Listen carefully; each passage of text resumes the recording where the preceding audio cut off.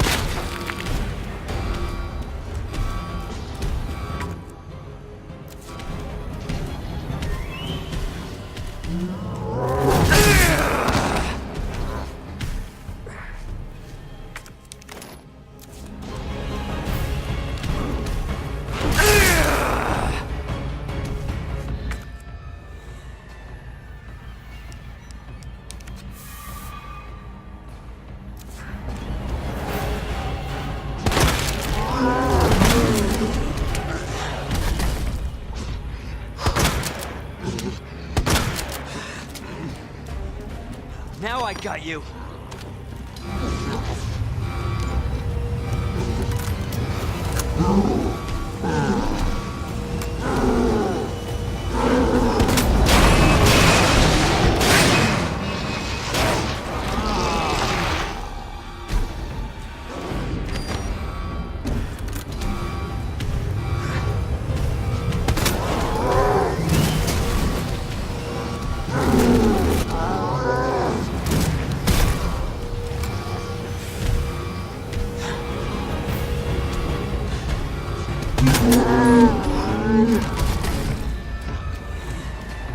Let's do this!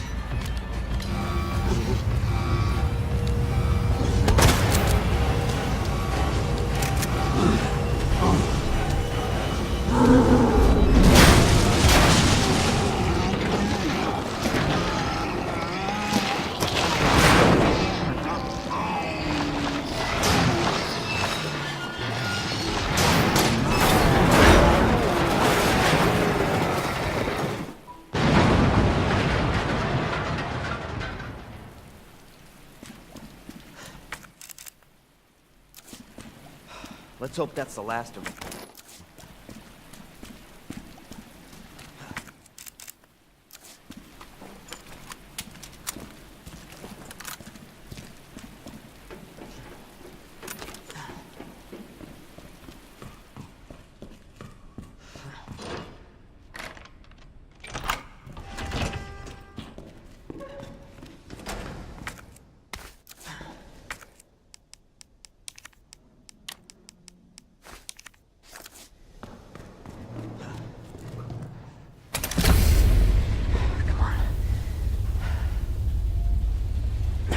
Ada!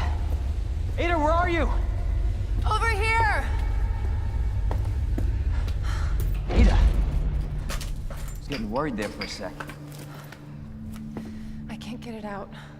I don't know if I should, Just do it. I can't walk like this. Okay. It's gonna hurt. Hold on. I can do it myself. Just relax, okay?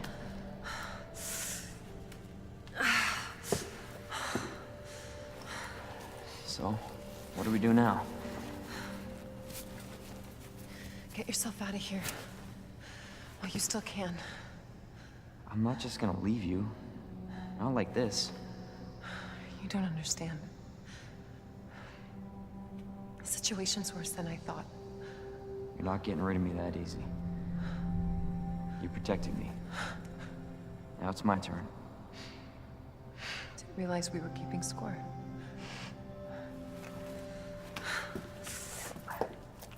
Grab my shoulder. Don't push it, rookie. Okay, just trying to help. Watch your step. You want to help? We have to get to the nest. Nest? Umbrella's lab, right beneath us. Net let it slip. That's where the virus samples are. You up for this? Think I could fit it in my schedule. Come on. We got work to do. Yes, ma'am.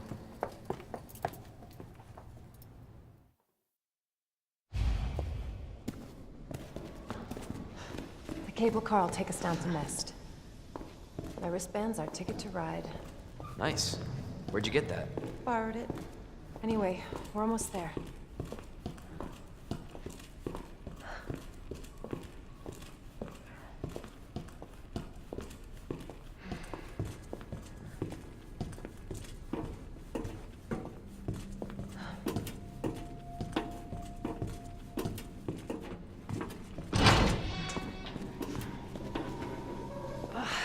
This damn leg. Let me carry you. No, that'd only make me feel worse.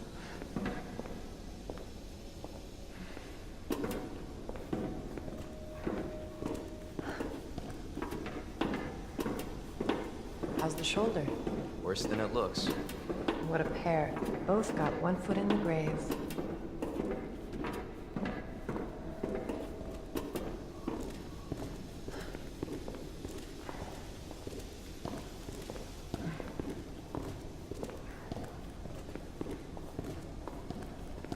That should take us where we need to go.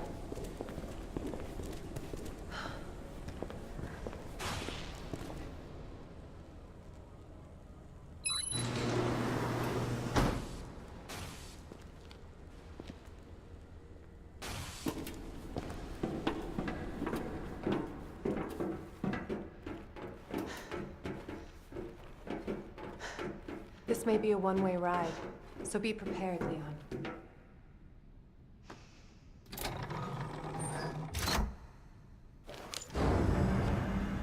This tram is bound for Nest. Do not exit until the final destination.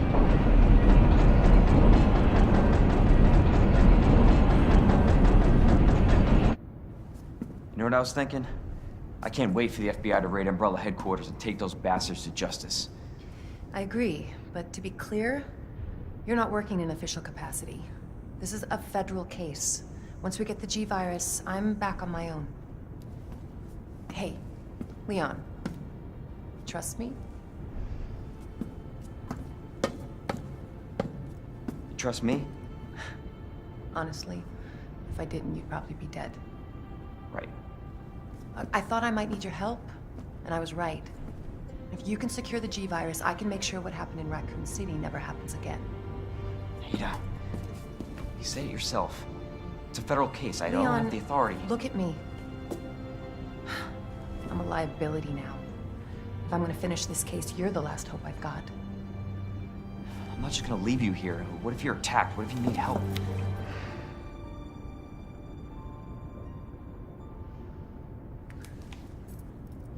I'll be fine.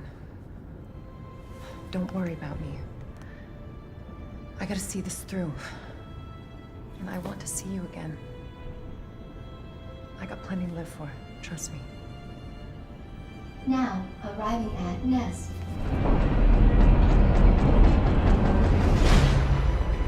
Go. Please, we don't have much time. You're gonna need this. Okay. Leon. Counting on you. I know.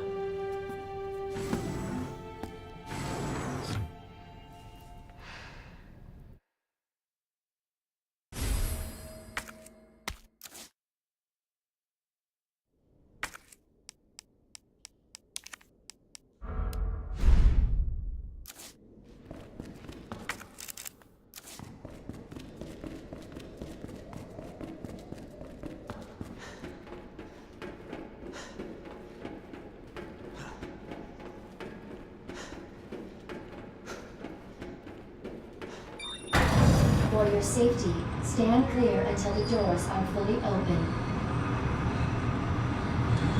For your safety, stand clear until the doors are fully open. For your safety, stand clear until the doors are fully open. Welcome to Nest. Enjoy your visit. I wonder where the G-Virus is.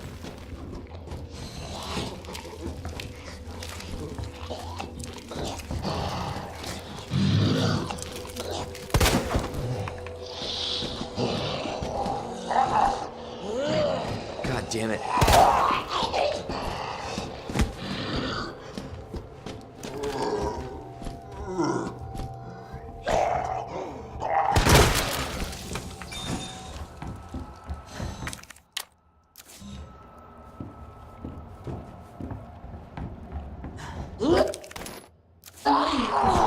your nutritional needs using our latest biological research. Please enjoy our tasty selection of You healthy bastard. foods.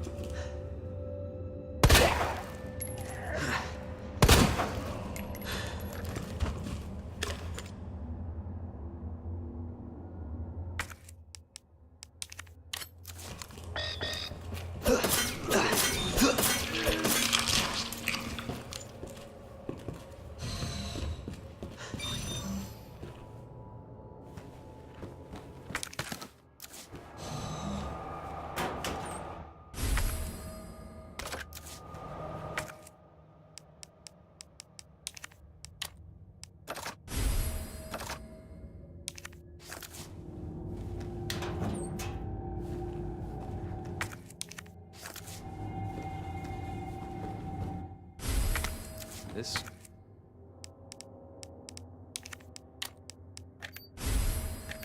might come in handy.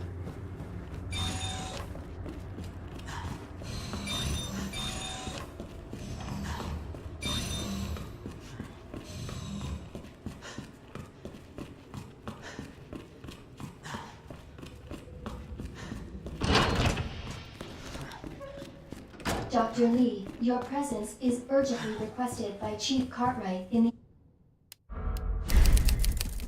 East area.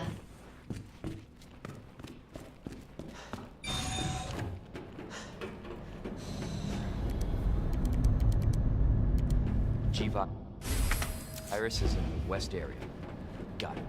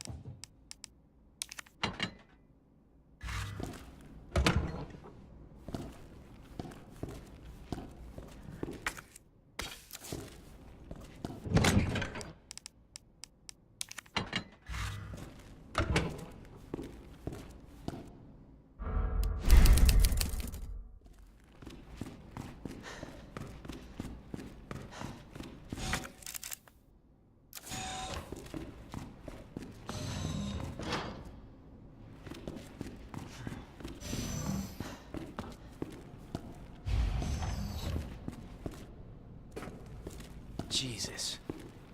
What happened here? Senior staff clearance required for computer access.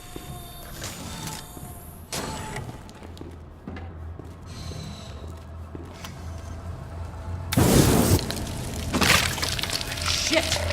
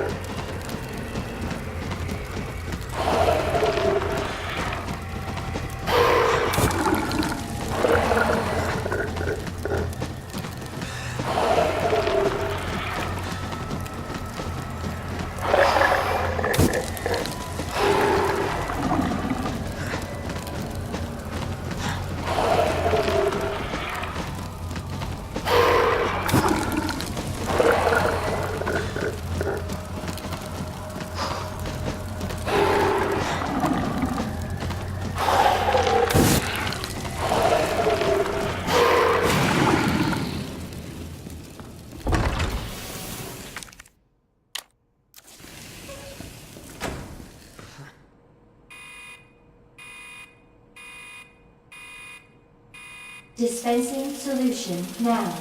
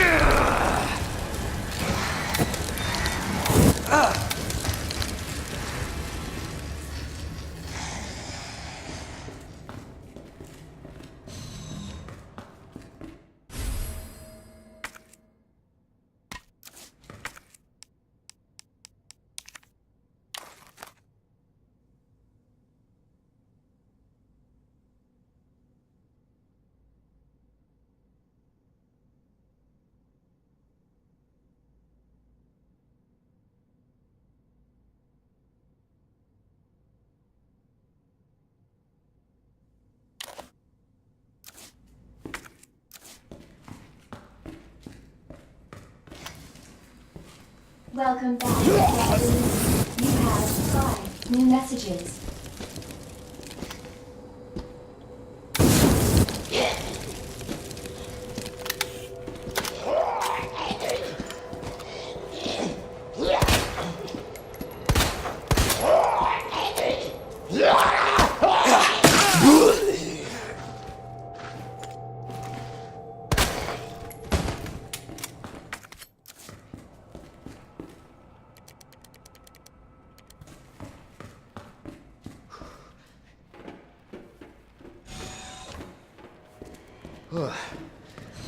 Who left the freezer open?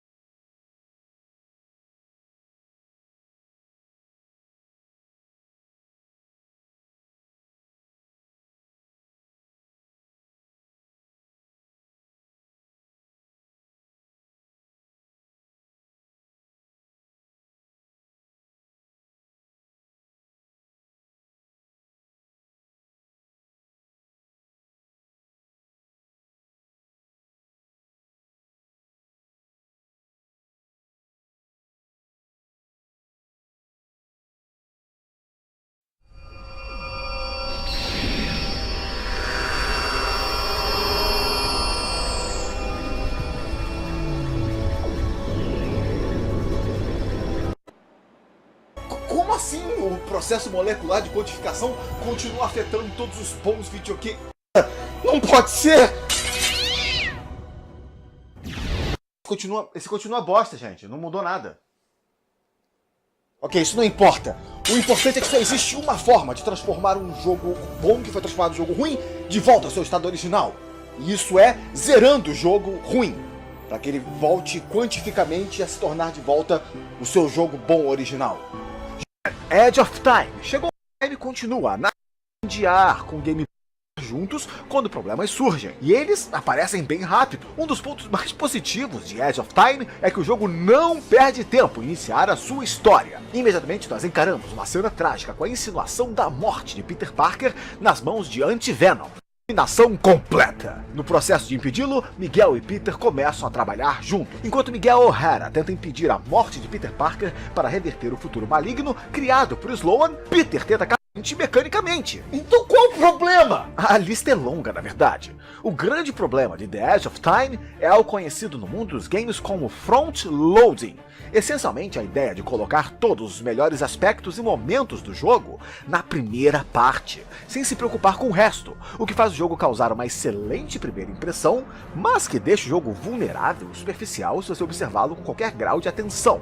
Um problema comum em jogos ocidentais. A série God of War, por exemplo, é notória por esse problema, onde as melhores partes do jogo são geralmente sempre o começo e geralmente o final do jogo, mas o meio é lotado de um marasmo repetitivo e desinteressante. Esse é um problema de GeForce Unleashed também, e de outras séries como Call of Duty em seu modo campanha. E com Edge of Time acontece: dois personagens subitamente por tentáculos malignos que It's been a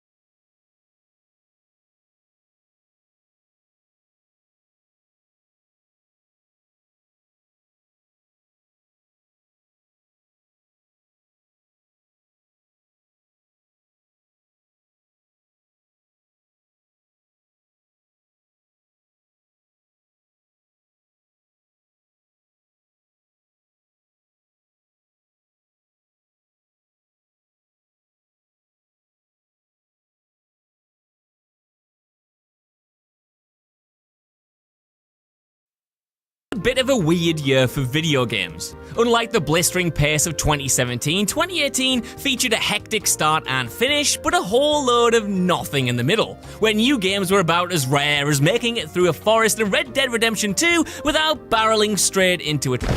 Still, the past 12 months will be remembered as being home to some of the biggest releases of the entire generation. On the other hand, some of the generation's biggest disappointments also limped onto shelves in between this orgy of greatness. From high-profile sequels that could tarnish entire franchises going forward to some of the most broken, buggy garbage fires that somehow only got worse as patches tried to fix them, while some developers reached higher heights than ever before in 2018, others suffered a pretty major fall from grace. I'm Josh from WhatCulture.com, and these are the 10 most disappointing video games of 2018. Number 10, We Happy Few. I mean, just look at this. Look at it! How did this ever come out? We Happy Few is so disappointing, not simply because it dropped this year and was a buggy mess, as you can see, but because it's already disappointed players once before when it came out in early access. The game had so much promise. The story trailer made it look like the next BioShock, with a great premise that you couldn't mess up, right? Right? Now, were expectations inflated? Maybe. But even then, some of those fan expectations only amounted to a game that ran properly and didn't completely freak out every 5 seconds. But the devs couldn't even get that right, never mind properly live up to the promise of that first glorious teaser. You know what they say though, fool me once, shame on you, fool me twice, and we'll never pre-order a game again. Like, seriously, they don't deserve it. Number 9, Dynasty Warriors 9. Even though it's been chugging along fine for years now, contempt has been brewing in the Dynasty Warriors fandom. As Koei Tecmo continued to milk the franchise for all it's worth, churning out sequels and seemingly putting in the bare minimum effort into each one, there was the hope that the 9th main installment could right the ship. Instead, it sank it.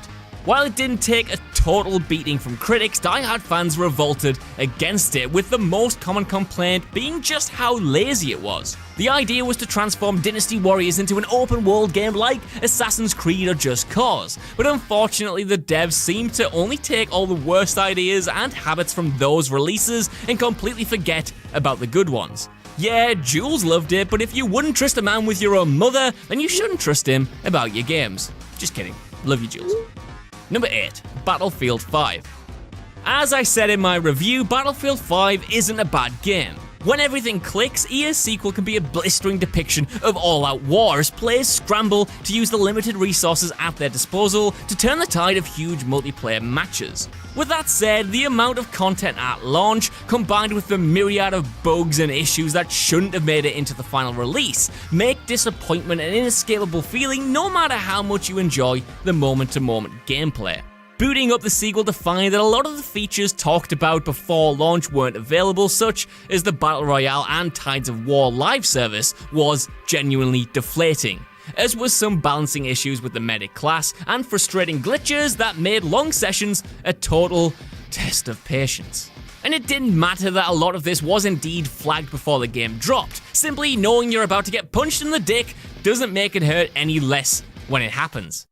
Number 7, Far Cry 5. Another game of two halves. There's so much in Far Cry 5 to love. The gameplay loop of exploration, scoping our enemies and taking them out by any means necessary is better than it's ever been. And the lush Montana sandbox itself is full to the brim with fascinating environmental stories to stumble across. Sadly, while you can make your own fun, the actual bulk of the story, all about twisted religious cult leaders threatening the end of the world, at no point lived up to its potential. There were flashes here and there, sure, cool threads about brainwashing and hypocrisy, but they were pushed mostly to the side in favour of misplaced humour and a rote, repetitive structure of performing the same basic missions in order to take down each area's leader. Perhaps in response to the political backlash that was garnered before launch, the end result tried its best to offend nobody on either side and to be as impartial with its potential commentary as possible. By doing that though, it ended up saying nothing at all, and its characters devolved into caricatures all wrapped up in nonsensical plot twists that, in hindsight, seem to have only been crammed in simply so a post-apocalyptic spin-off could be made. Number 6, Vampire. One of the most interesting projects set to drop in 2018, Don't Nod's Vampire is a far cry from their last game, Life is Strange. Maintaining the ethos of making sure the player is in charge of their own story, the new project was a far more controversial RPG. Dropping players into a recreation of London circa 1918 is a recently turned vampire who also happens to be a doctor. The opening in particular promises so much as the player awakens in a mass grave with an insatiable bloodlust. The game never really lives up to the potential of its introductory hour though, with its mission variety and combat in particular making for an experience that's repetitive and uninspired, at least when it comes to the gameplay. There is a lot to like if you dig deep enough though, from its intoxicating world to a good chunk of its characters, but it's hard to escape the feeling that, in the end, none of its disparate features really coalesce. Number 5. The Inpatient. Even though they've delivered one of the best horror games of the generation in Until Dawn, Supermassive Games have gradually fallen from grace ever since. Rather than producing another AAA experience, the team split off to work on Sony's PSVR, which initially birthed the great Until Dawn Rush of Blood. Sadly, what followed was Bravo Team, a terrible VR shooter, and Hidden Agenda, an ambitious but deeply flawed multiplayer experiment.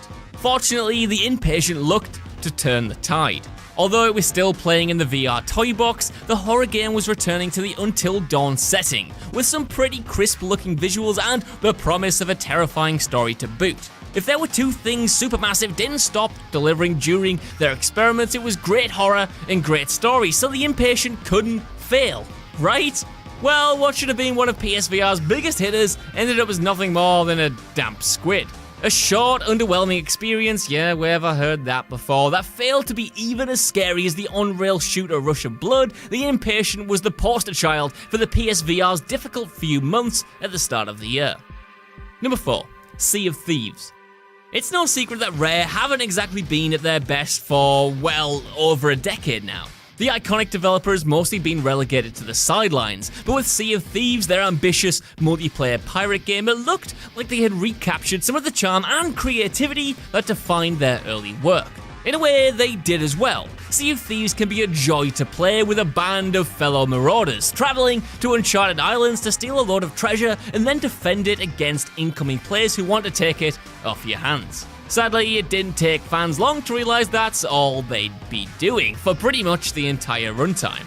At launch, the exclusive lacked content to sustain the kind of time sink the developers were hoping for, with the world itself appearing sparse and lifeless. Rare did promise content drops over the coming months and have constantly tweaked the game and delivered on these promises to the point where there's far more to do today, but that initial disappointment still lingers. Number 3. State of Decay 2. In a generation where Microsoft have been lacking in quality exclusives, the zombie survival game State of Decay became a surprising heavy hitter for the company. The original garnered a loyal fanbase with its constantly evolving world, offering a genuinely unique experience that the competition just didn't have.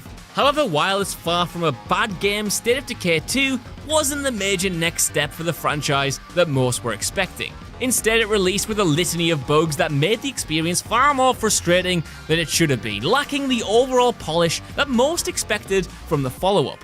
Throwaway mechanics that were all too similar to the original, and a lack of real innovation all round, and the general feeling was that Undead Labs simply provided more of the same. Again, for some fans, that was more than fine, but for others hoping the title was going to be the franchise's defining moment, it was undeniably deflating.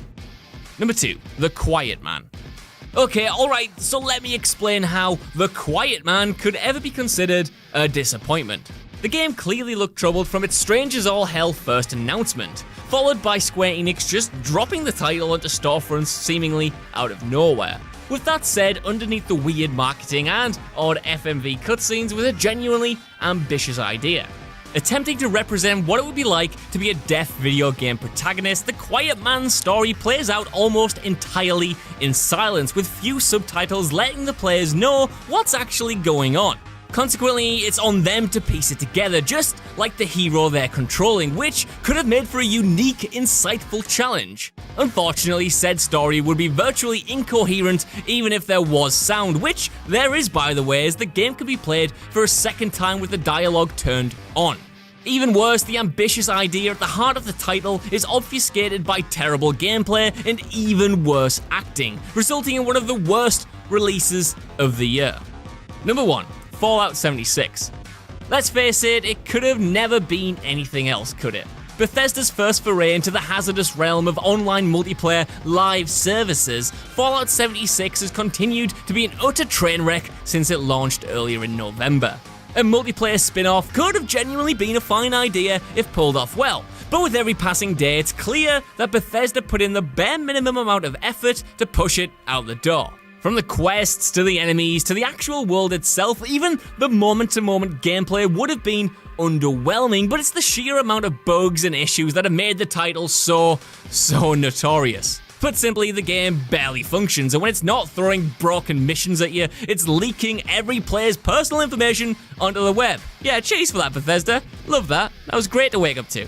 The disappointment extends beyond the game itself, though, as Bethesda couldn't even ship the right bag out to fans who picked up the expensive special edition.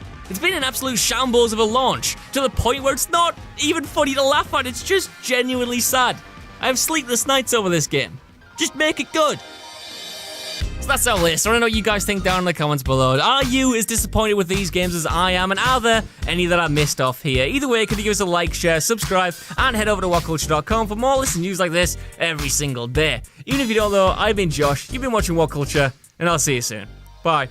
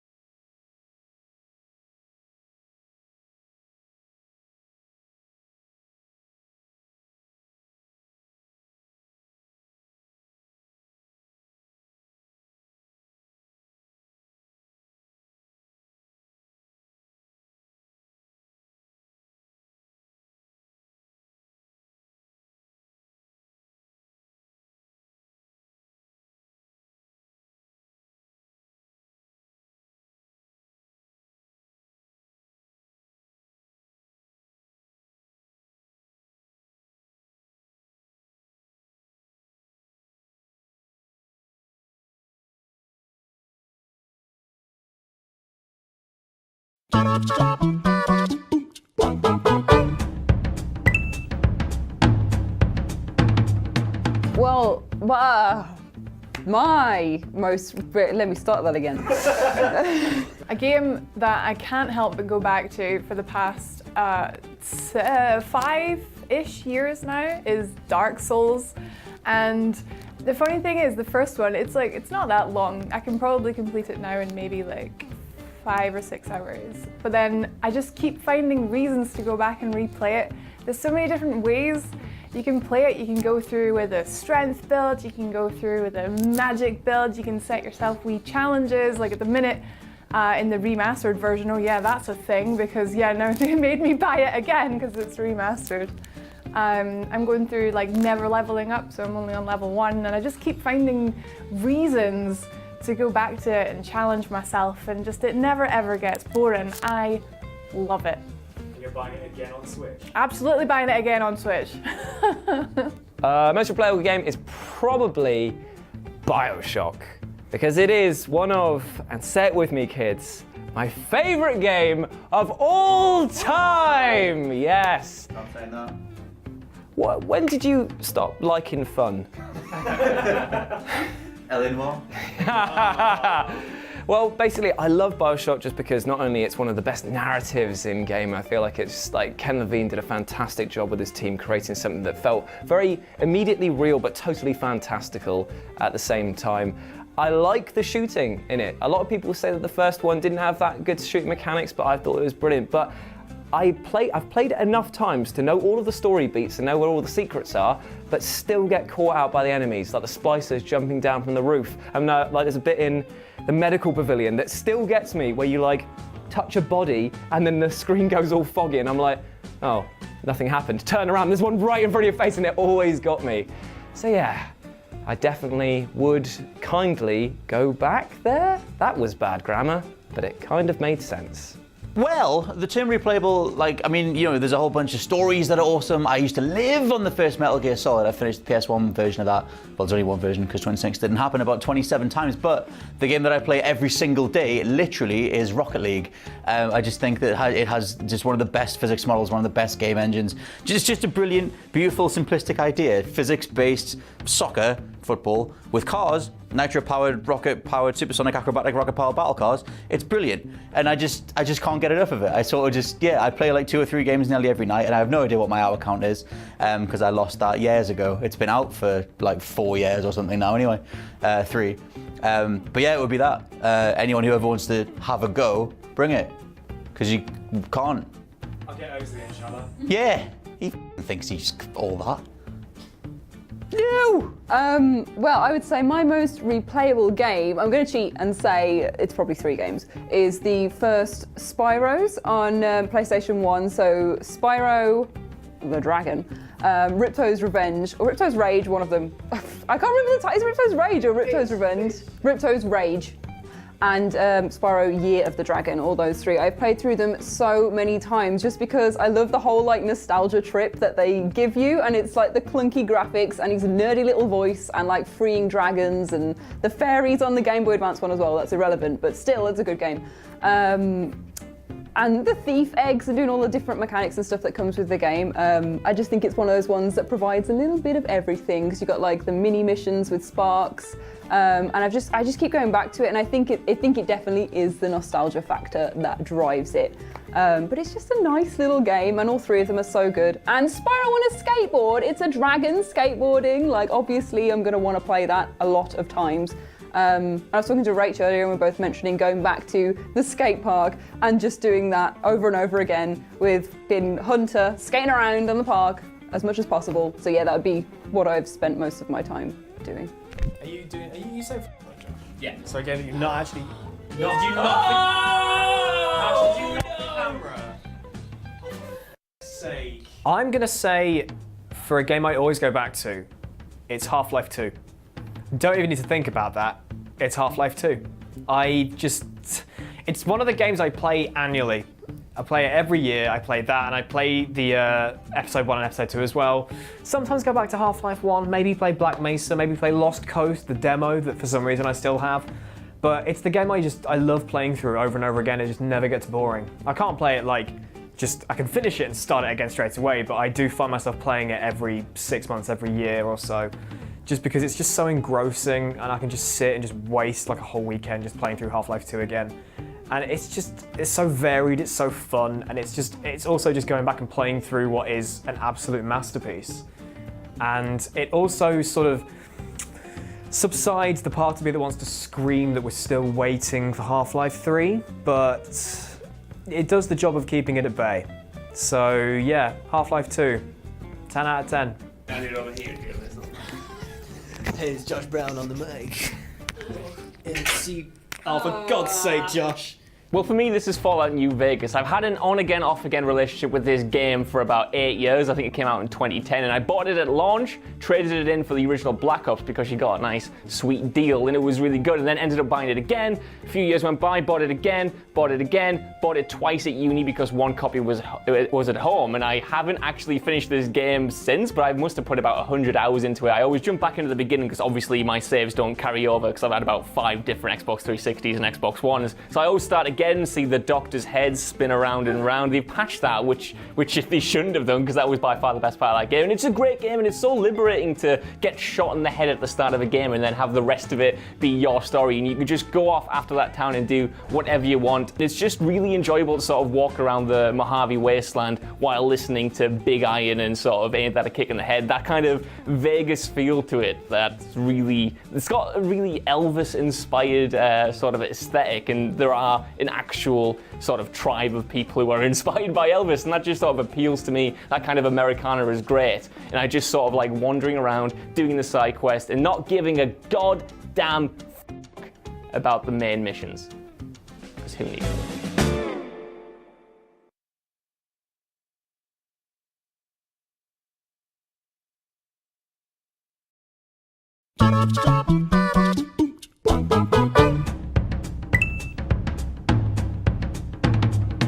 So, first up is one of my favourite games of 2017, I want to say. Sonic Mania has an incredible soundtrack. Not only the original tracks for the original levels, but also going back and listening to remixes of the original levels. For example, Scott Taylor would agree with me that Chemical Plant Act 2 Yes, I will. is an absolute banger.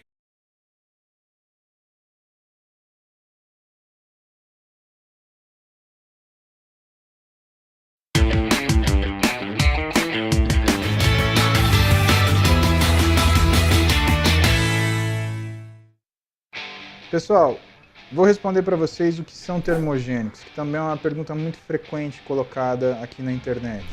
Os termogênicos são substâncias que supostamente causariam um aumento de temperatura no organismo humano.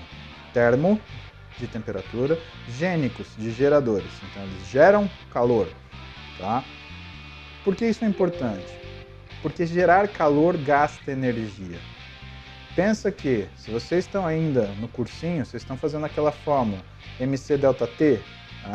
Q igual a MC delta T, né? Estão indo bem de física, seu cambadas. Né? Eu preciso que os senhores vão bem de física para passar no vestibular e no Enem, tá? Então, se você for ver, quanto que você precisa para aquecer em 1 grau Celsius 1 grama de água? 1 caloria. Tcharam! Então, 1 caloria é aquilo que você precisa para aquecer em 1 grau Celsius 1 grama de água. Ótimo, o corpo humano ele tem mais ou menos 85% de água. Dependendo do que ele tomar, tem mais, tá? Mas vamos falar sério. O corpo humano, mais ou menos 85% de água. Você pegar um cara de 100 quilos, para a conta ficar redonda, 85 quilos de água. Então você vai gastar quanto? 85 mil calorias para aquecer em 1 grau Celsius. 85 quilocalorias, tá? Então, se você está lá com a sua temperatura basal 36 passar para 38, você gastou 160 quilocalorias para fazer esse processo. 160 quilocalorias dá mal uma barrinha de proteína, tá? Só para vocês terem uma noção de quantias. Sendo assim, o que seria muito interessante? Vamos descobrir uma forma de promover um aumento de temperatura do corpo para que ele possa consumir caloria. Pois bem, o que nós recomendamos? Cautela com termogênico. Por quê? Em primeiro lugar, ele aumenta o arrasto metabólico daquilo que você está fazendo. Então, se você já está fazendo um treino super intenso, ele aumenta a fase de lesão, não a fase de ganho. Ele aumenta a sua capacidade de colocar intensidade nesse treino e não necessariamente a resposta ao treino.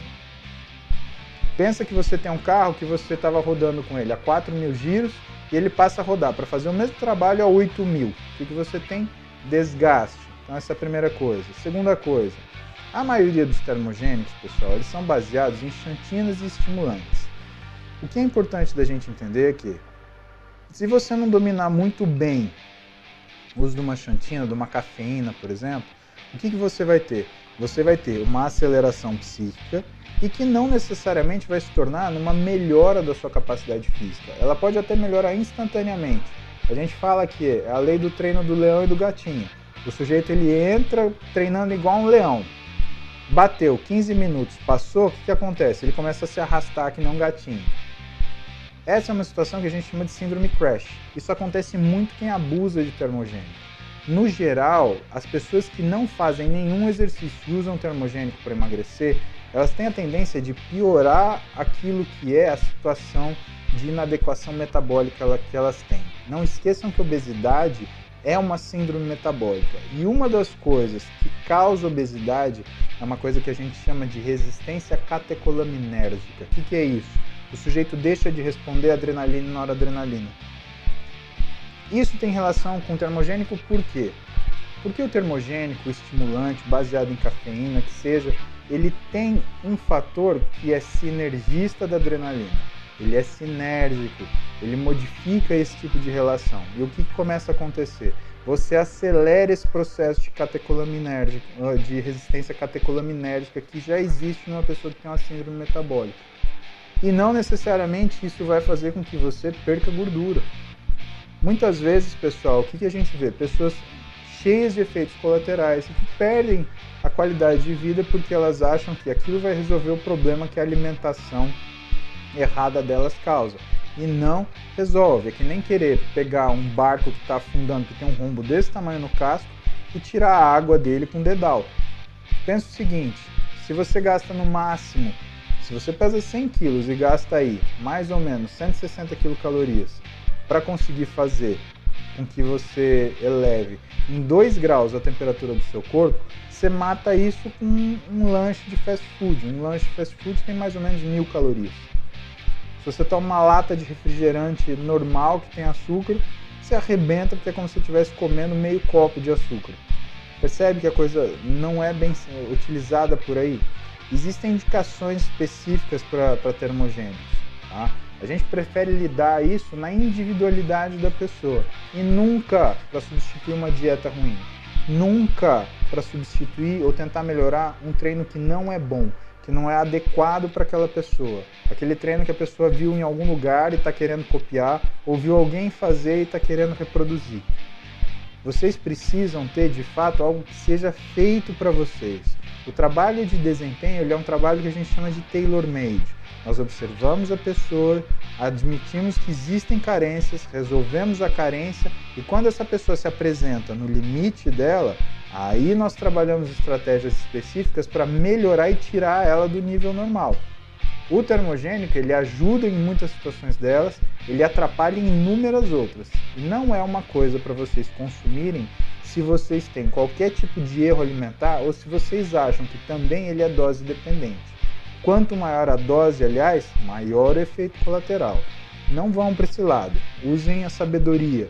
Saibam, é difícil. Se ganhar um físico bacana fosse uma coisa fácil, ninguém daria valor. Todo mundo tomaria pílula mágica e trabalho resolvido. Não é assim. Não existe só Arnold Schwarzenegger e Miss Fitness andando pela rua. Se existisse, pessoal, não existia nada disso aqui. Aliás, não tinha nem necessidade do esforço que a gente faz para dividir informação com vocês. Bom senso, pessoal. Tudo sai do bom senso. Então, procurem alguém para determinar se esse termogênico para você é útil ou não. Porque se ele for útil, legal. Mas se ele não for útil, não existe, tomei e nada aconteceu. Vocês têm muitas coisas a perder.